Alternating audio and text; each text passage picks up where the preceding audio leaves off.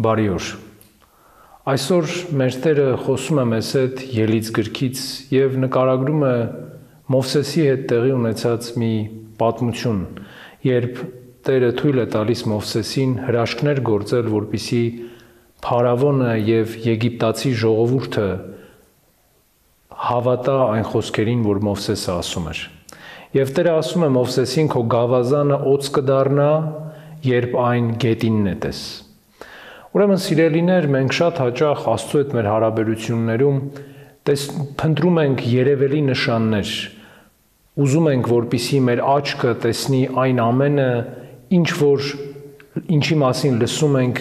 ինչի մասին պատմվում է։ Բայց շատ ժամանակ այս նշանների փնտրտուքը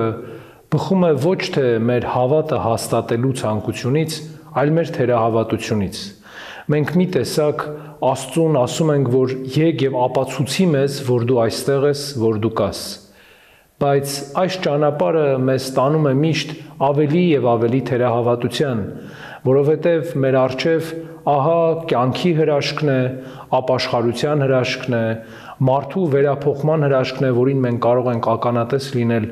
ամեն օր, բայց մենք նոր ապացույցներ ենք փնտրում և դրանով ոչ թե զորացնում ենք մեր հավատը, այլ ավելացնում ենք մեր թերահավատությունը։ Եվ ոչ մեկի մոտ հավատը չի զորանում նշաններով, այլ միայն ինքնամաքրումով և փոխակերպումով։ Ուրեմն սիրելիներս, մեծ պահքի այս վերջին ընթացքին